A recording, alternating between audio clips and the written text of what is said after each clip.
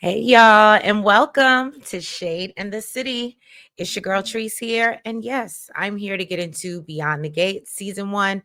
This is going to be episodes 66 and 67, which would have been Wednesday and Thursday. And then I did watch today's, but I'm going to drop that in a separate one. It'll be right behind here, but I felt like, just to be fair, for those who haven't caught today's episode yet, I'd give you a little bit of space, so that way, you know, no spoilers, no chances of spoilers for those that don't want it. But yeah, y'all, if you haven't already, all of my BTG Shade Squad, please make sure that you've hit that like button. And if you're a new viewer and you're liking the vibe, please go ahead and subscribe and help continue to grow the community. Okay. Again, let me apologize to my members last night, y'all. Your girl messed around and fell asleep after the baseball game. And so I was a little bit late, but we were still able to do the live. They still showed up. For those that missed it, I apologize. I hope you caught it later today.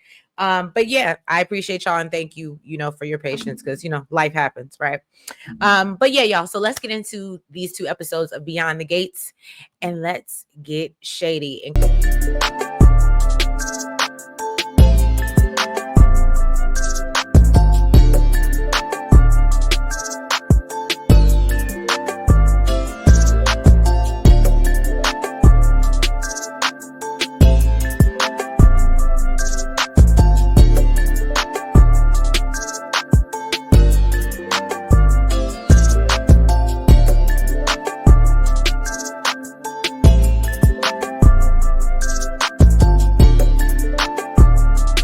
You talk too much and you never shut up. You talk too much. Hey, and you never shut up. Hey, y'all. That's my theme song for probably the rest of this week. And I don't know, I'm approaching 40, so I don't know. Some of y'all out there might not even know who that is. But that is the Run, the D, and the M and the C, okay? You talk too much. And yeah, I felt like everybody, I can't even completely blame Catherine. Everybody was talking a little too damn much, okay?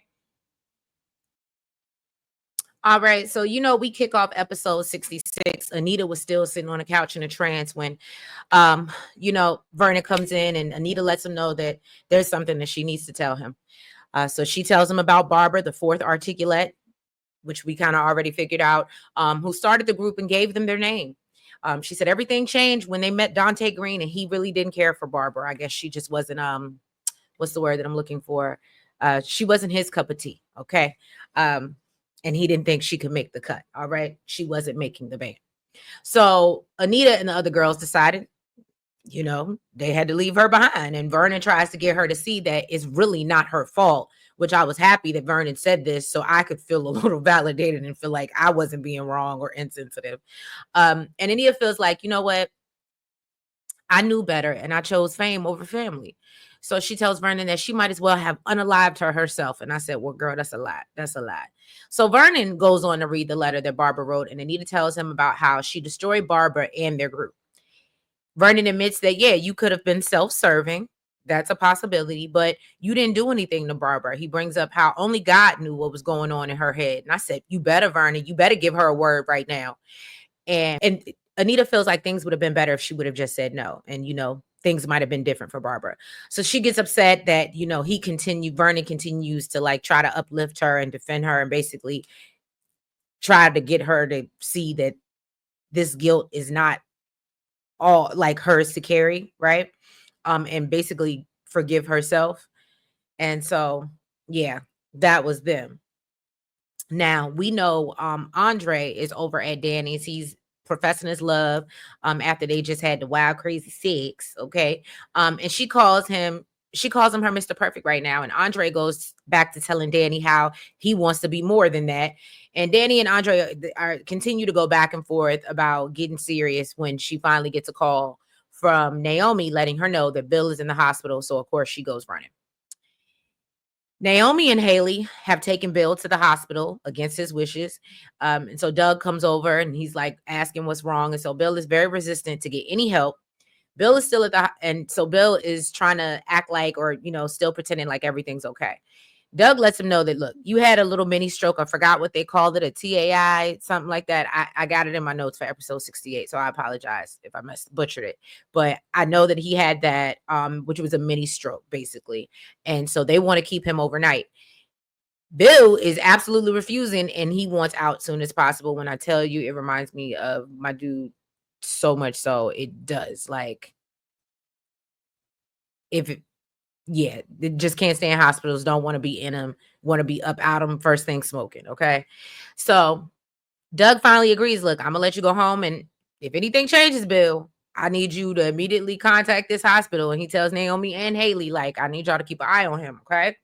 So then Danny walks in, and so she makes sure she's asking him if he's okay. And then she talks about how much she knows Bill hates the hospital, and she kind of rests her hand on his shoulder, and talks about being in the hospital when she was when Naomi was born. So of course you see that there's history there. There's still love there, and Haley's clocking it too, but she doesn't say anything. Okay. Danny gives Bill a so Danny gives Bill a pep talk about, taking care of himself. And they even have like a flirty exchange, which has Haley giving Danny the side eye. So finally, Haley kicks him out, but not before Bill thanks Danny for coming to check on him. And you could just tell this has Haley boiling at this point. Okay. So now let's jump over to Chelsea, who was over at Uptown with some young lady who was at the bar giving her all the looks. Okay. They giving eyes to each other. So she is so engulfed in this stare down that she even ignores Naomi's phone call that's coming in at the time. Then she goes over to greet the young lady very forwardly, is what my notes say at that. So, yeah, so then Chelsea, is throwing lines at her. She's like, hey, what's your name? What's your sign? As soon as I buy that wine, I just creep up from behind, ask you what your interests are, who you be with. Okay. If you know, you know. Okay. And so Chelsea and Madison, that's her name. They get to know each other. And Chelsea is flirting real hard. Okay. Hard. And so Chelsea says that she realizes, I'm down for anything. Okay. So then she gets a text message from Naomi letting her know that Bill is in the hospital. And at this point, when Chelsea looks over, Madison randomly has run off without a word. And I said, okay, girl. Yes, she's mysterious. All right. Mysterious Madison. That's what we gonna call her. Mysterious Madison Montgomery. But I'm jumping ahead. Let me stop. All right. So Kat has gone down to the station to bother Jacob again. All right. She's complaining to Jacob about Pick Six still being on the loose and how she threatened to sue her for defamation. So Jacob makes it clear to Kat that, look, you need to mind your business and focus on your purse line. Okay.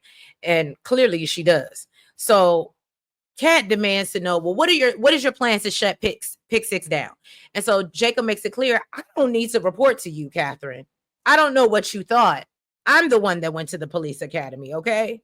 So Kat, realizes, okay, I'm overstepping, and she apologizes and says that, she's just getting really freaked out and concerned. And Jacob reassures her that, look, I'm doing my job. I'm closing in on Pick Six, whether she knows it or not. Kat talks about how, he had then Jacob decides to tell her how he had an analyst check on the jacket and says, there's still no evidence connecting Pick Six to the crime. When he gets the call and says, oh, I got exactly what I need now. So Jacob tells Kat that a judge has issued a search warrant for Leslie's apartment. And Kat feels like, oh, you should be thanking me for my help in getting the evidence.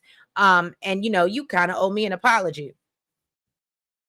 And so she's like, well, what do you think is in the apartment? And he's like, well, I'm hoping, either I find the helmet or the gloves. And so, of course, she wants to come along for the search. And Jacob tells her, absolutely not. And we know why. Because unfortunately, you are becoming a nuisance, Catherine. I said it. All right. Now, this was my scene. Okay. So Shanice has spotted Pick Six down at the hospital and lets her know that she knows who she is. All 6 personalities. Okay. Lulu, Dana, Sherry, Anna, Leslie. Okay. And so Shanice recognized her from dressing as Lulu, as we know, and tells her that she's aware that you were the nurse that came that night and tried to unalive Laura. And so she threatens to go call security, and Pick Six suddenly picks up an accent. I don't know where that came from. But she quick on the toes. And so Shanice warns her, if she goes anywhere near any of them hospital rooms, I'm gonna stop you myself. Try it if you want to. And Pick Six tells her that, I'm just here to talk to you. I'm just here to talk to you anyway. So then she starts trying to convince her that Kat is attacking her. And so therefore she needs to be able to see the security footage. So Shanice is like, girl, we are not friends. We are not the same. Get out. What don't you understand about get out? And why? But I'm disappointed in you, Shanice, because why was security actually never called? But she keeps trying to get her out. And so Pick Six starts pleading with her for help. And look, Shanice said, I know it was you in the bad lace front wig on the tape that Andre has. And so she's like, oh, so Andre got the tape. And I was like, and this is what I'm talking about. You talk too much. And you never shut up. Okay. Then Sharon is down at Offrey Jeans with Tracy, and she has come up with the idea that she plans to steal Anita's spotlight and wants to use Anita to get back into her bag and her career. And so she plans that after, she becomes famous, she tells Tracy, we need the same amount of equal parts. And, and once everybody see us and see we're the stronger singers, that should elevate us a little bit. And then she plans on leaving Anita and going solo. And so she even works on, her whole little script that she plans to deliver to her, and says that, she can act just as well. And I said, oh, nasty. Sneaky Sharon. And that Ethel wig, I told you, she ain't mean no good in that wig. Not at all. Until they change her wig, I can't change my opinion about her, okay? So Tracy just wants the two ladies to work things out and agree. But she said, but you know what? I'll go with you to see Anita. But I refuse to play along with your fake little scheme. And if she said, we can't come together if we still got lies between us. And I said, well, Tricky Tracy, you're right about something. Okay.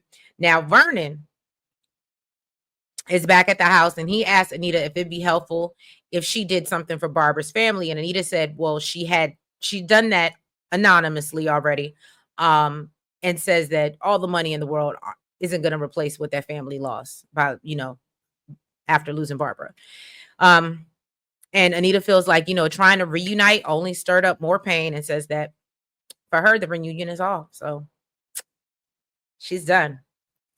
Yeah, y'all. So that was episode 66. It was a Wednesday, so it's kind of a filler. So that's to be expected. So let's jump into episode 67. So episode 67, we see Sharon and Tracy meet up at Offrey Jeans again the next morning. She tells her that she's ready to sign on to do the concert, as we know. And Tracy lets Sharon know that, there's been a glitch in Anita's reunion plans. And over at the Dupree's, Vernon asked ask Anita, have you called Jim Price yet to break the news to him that there will be no reunion? He tells her that, you did have since yesterday to call, and you haven't, despite everything. So I'm wondering, are you changing your mind? That's when back over at Offrey Jeans, Tracy breaks the news that Anita's decided to cancel the reunion. So Sharon's upset because obviously we know she had this terrible plan in her Ethel wig. And she's more upset because Tracy's let her know that Vernon was the one to deliver the news, and said that he told them to step up and show Anita that they really want to do this, or if they really want to do this. Meanwhile, Vernon is still trying to convince Anita to move forward with it, and gives her kudos for, addressing her guilt, but says that it was Dante Green that, broke these ladies up. And he tells her not to walk around with regret. So Anita does apologize for keeping her secret from Vernon for so long, and thanks him for always having the right words when she needs to hear them. It was really sweet. It was a lot of that. That's why I'm not gonna go word for word, y'all. Vernon advises her that if not doing the concert gets her closer to the peace that she's been searching for, then don't do it. And he said, but if standing in the spotlight, and I don't like living under your spotlight. Sorry. I said, but if standing in the spotlight for one night can ease the weight, then I think you should do it. Anita asked, well, what if things just continue to get worse? And he tells her, this is your chance to honor that bond and, work with your sisters. And so he says, it'll be a reminder to all of y'all that even after the loss, y'all can still rise. And I said, leave it up. That's why he's a congressman, okay? He got that inner Martin in him. That's what Martin got that from. But Martin don't be speaking like that. At least not that we hear. Anita talks about, really enjoying reconnecting with Tracy and says she thought this concert would be something special.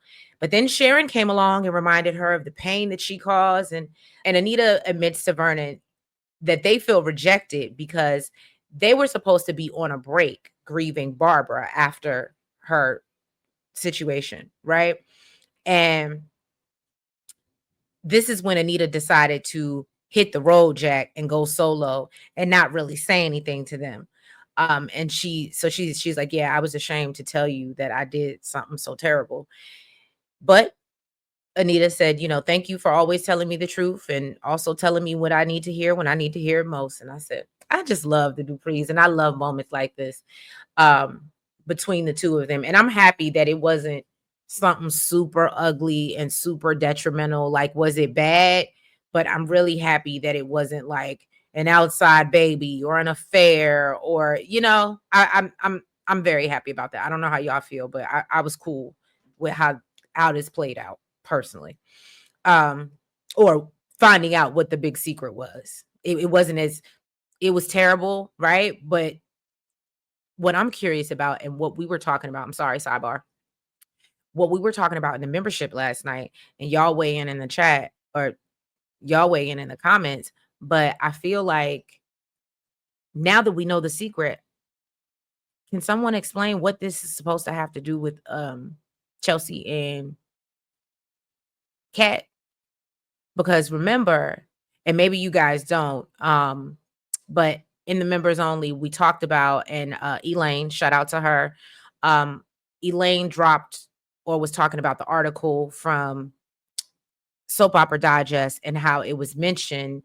Tamara Tooney had mentioned that this whole secret or that was going to come out had something that would affect Kat, Vernon, and Chelsea.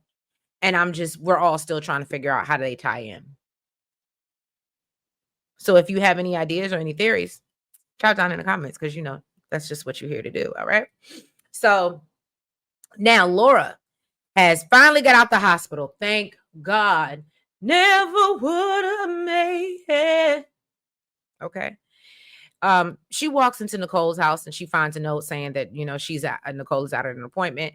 She's surprised to find Kat, Mona, and Nicole, and they're there to surprise and welcome her back when she walks into the office. They let her know how happy they are she's back and, how bad they felt that Pick Six tried to take her out like she did. And, Laura's like, yeah, that really scared me when she walked up in my hospital room the other day. And I was like, yeah, you should have been scared, but you played it right. And Nicole explains to her that, Ted and I were the targets, but unfortunately you were collateral damage. So Kat talks about how much she doesn't trust Eva and how she feels like she had to have something to do with it. And it wasn't just Leslie or, Pick Six. And Laura is a little bit confused because she's like, I never really saw that or felt like Eva meant me any harm. And so Kat's like, oh, well, you just don't know any better. And so, of course, Nicole jumps in to defend Eva and, how she was being manipulated by her mother, which pisses Kat off because here her mother is defending her again. So Kat's not trying to hear it. And she lets Nicole know that, you know what, you can have an opinion, but I have mine and it's right. And I said, well, it has been for a very good moment, but you are doing a little bit much, Catherine. Then we see Laura in a frenzy because she can't get into this work computer. Eva has downloaded some notes program and she don't know how to operate it. So Mona and Mona is also apologizing for, being the one to recommend Eva and Nicole, and says, I was fooled as well. I'm sorry. All it took was Jesus. And I opened my arms. You know what I mean? And said, and Nicole is like, look, I need everybody to stop blaming themselves. There's nothing we could do. And Cat's like, well, yeah, don't blame me because I wasn't fooled. I knew the whole time. And yeah, you should have listened to me. And I said, well, Nicole, you deserve that. You deserve that because you still ain't really apologized to that girl like you need to. But anyway, um, and so Nicole leaves Laura at the office so she can go run an errand. So her and Mona step out. Kat offers to stay behind and help her, and but isn't really being helpful. And she gets a text, and so she says she has to leave. Well, really, we know she's just going to bother Jacob. And but she advises what's the little girl? She advises Laura that if anything goes wrong, just blame it on Eva. That's what I tend to do. Clearly.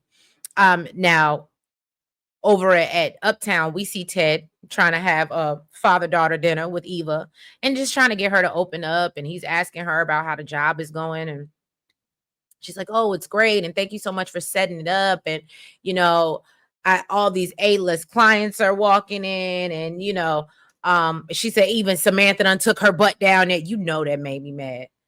I know. I hope that when she said Samantha ran her down there, that you just had me ranting about them ponytails running through your head when she said it. I hope that I leave that type of impression on y'all. Okay. And so Ted tells her that, he wants to know how she really feels about it. And Eva tries to lie until she can't anymore. And finally admits to Ted that she, misses being the assistant. Because Nicole and Ted spoiled her, and, she liked learning about their world and how it worked. And she says, and I felt wanted. And so finally, Eva takes some accountability and says that, I do realize that I didn't have to go along with my mother. But that is my mom. And he mentions, and so then Ted lets her know, hey, by the way, I wanted to let you know that Laura is out of the hospital. So, and of course, she knows Kat is probably thrilled about that. And so she said, look, I understand why Kat doesn't see it for me. And she goes on this long tangent about, yeah, and I did that, but kind of jokes like, oh yeah, but you should get over it. But she realizes that she's wrong, and that's just not gonna happen. And I wish everybody else would realize that. So Ted and Eva discuss, we'll possibly spending some more family time with Martin and the Smarty kids and Eva, because Eva's never had that before. And so she's just hopeful that one day hopefully Nicole will actually be nice to her again. And maybe even one day Kat. And I said, that is wishful thinking, girl. That is you going out on whew, that's wishful thinking. Okay. I really don't ever see Kat seeing it for you. I don't care what nobody else do. Kat is not, especially not after what happened episode 68. Okay. Eva gets a text, and so Ted says, it's cool. You go ahead. We can end it here. And as she's getting ready to leave, Nicole walks into Uptown, and yeah, they kind of exchange glances, and it's awkward, obviously, because and what was so funny to me and tickled me, honestly. It was hilarious because I was watching it, and clearly it was so good, or I should say, Pick Six's acting was so good that my boo actually was sitting here and got caught up in it. He was like, she's a really good actress. And I was like, yeah, I know. We talk about it all the time. But I just thought that was so funny how he got sucked in off of one episode. So yeah, that was really cute. Pick Six is at home having flashbacks of Eva letting her know that, she has her helmet. When she gets a knock at the door, Jacob lets her know that he has a warrant and he's there to search her apartment. Obviously, she's not thrilled about this, but tells him to come on in and, have some fun. Because she knows that, he ain't gonna find nothing, of course. So he warns her, look, you better stay out my way. And she starts trolling Jacob about, oh, yeah, you're looking for a whole motorcycle in my apartment. And, she just, and at the same time, throwing, shooting her shot and trying to hit on him. She always doing the most. So he goes into the closet. He starts looking for, the helmet and the gloves, of course. And of course, his search comes up short, as we know, but I think he ends up taking something. And he said later on in the episode, he said he took it just to kind of make her nervous. And then he does find a box, which he thinks, oh, that's where I'm going to find what I'm looking for.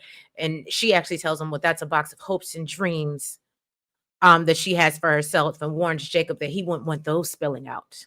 Right. So before he leaves, Pick Six asks about, well, what's up with getting my restraining order against Kat Richardson, because she's a thorn in my side, and I'm starting to feel the red. Okay. I don't know if she said that. That's just me saying that. Guys, if I missed anything, let me know, because again, this is 2 episodes put together, so I try to make it, summarize and make it as speedy as possible for y'all. So Kat is back down at the station bothering Jacob. Surprise, surprise. He lets her know that they didn't really find anything in Leslie's and or Pick Six. And Jacob questions whether she kept the helmet. And so Kat said, oh, I know she did. And said, but you know what? Now I think Eva could be hiding it. And although she's right, I had to be like Jacob. Okay, here we go again. All right. So Jacob tells her, look, I need you to chill out, because basically a judge is going to throw this case out because you're just a little bit too involved. And I'm not trying to have that. He reminds her, I will arrest you just like I had to arrest your Aunt Danny. Okay. And so Kat is like, oh, no, you didn't. And so Jacob's like, look, I apologize for throwing around threats, but please, Kat, please stay in your lane and let me do my job. So Kat tells Jacob, well, I have a theory that Eva is hiding something for her mom in her hotel room, and tells him, so you should go get a warrant and search around there. And so Jacob tells her, well, that's circumstantial and that doesn't hold up in court. And so no judge would issue a warrant for that. And Kat says, well, we just have to find another way. And Jacob's like, look, hypothetically speaking, if you took your butt in there and somehow snuck into Eva's room, that would be illegal, and then I would have to arrest you for stealing. And so, of course, Kat gets upset and walks off, telling Jacob that, he can just let Eva and Pick Six roam free. And I'm like, girl, just let the man do his job. Now, back at Uptown, Ted lets Nicole know, look, I know you're not ready to talk. And Nicole said, well, I got your arrangement and I read your note. And, it did remind me of a different time. And so Ted notices, oh, and so, he starts talking and, oh, miss you, love you, all the things that he needs to say, right? And she hasn't cut him off yet. So he's like, okay, we doing good. We doing good. And then, of course, Pick Six conveniently walks in and interrupts. And my thing is, what was crazy, Ted is like, we're in the middle of something. And she's like, okay, I'll just stand here. I said, personal space. You are in my bubble. What? Oh, I could never. And so, of course, Ted is like, can we go somewhere else and talk? And Nicole's like, I'm good. We said everything we need to say here. And I said, this is why, unfortunately, you and Nicole are never going to get anywhere. Because as long as this woman is running around free, she's not going to feel secure, in my opinion. And y'all can disagree with me in the comments like we do. Okay. So, then she tells Ted that she's there because she wants him to get the police off her back. Or says, I'm gonna take matters into my own hands.